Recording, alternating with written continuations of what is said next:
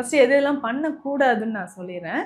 White discharge இருந்துச்சுன்னா ignore பண்ணாதீங்க. டக்குன்னு அதுக்கு ட்ரீட்மெண்ட் நம்ம எடுத்துடணும். ஸோ இதுதான் லேடிஸ் நிறைய பேர் பண்ணுற ஒரு விஷயம். பார்த்துக்கலான்னு விடுவாங்க.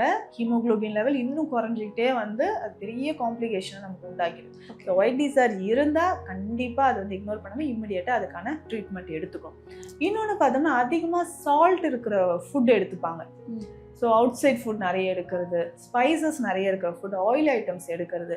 ஸோ இது எல்லாமே எடுக்கும்போது கண்டிப்பாக நமக்கு என்ன ஆகும்னா ஹீமோகுளோபின் லெவல் குறைய ஆரம்பிச்சிடும். ஸோ இன்னொரு இம்பார்ட்டண்ட் விஷயம் என்னென்னா, ஸோ அதிகமாக இந்த கார்போஹைட்ரேட்ஸ் இருக்கிற ஃபுட்டை எடுத்துப்பாங்க. ஸோ அது வந்து நமக்கு ஹீமோகுளோபின் லெவல் குறைய தான் செய்யும். இதனோட சேர்த்து நைட்டு வந்து ரொம்ப நேரம் கண் முழிச்சிட்டு இருக்கிறது. ஸோ இது எல்லாமே ஒரு ரீசன். கண்டிப்பாக ஹீமோகுளோபின் லெவல் நமக்கு மெயின்டைன் ஆகணும்னா இதெல்லாம் அவாய்ட் பண்ணிக்கணும். கண்டிப்பாக இதெல்லாம் செய்யுங்க அப்படின்னு சொல்கிறது என்ன, கான்ஸ்டிபேஷன். ஸோ ஃப்ரீயாக வந்து டெய்லி ரெகுலராக மோஷன் போதா அப்படின்றத செக் பண்ணிக்கோங்க. டெய்லி மார்னிங் வந்து கண்டிப்பாக மோஷன் போயிடும். அதுக்கப்புறம் டெய்லி ஏதாவது ஒரு ஃப்ரூட் ஜூஸ், இப்போ நம்ம சொன்னோம் இல்லைங்களா, இதை தாண்டியோ இல்லை இதையே ரெகுலராக நம்ம யூஸ் பண்ணிட்டு வந்தாலே ஹீமோகுளோபின் லெவல் நல்லா மெயின்டைன் ஆகும்.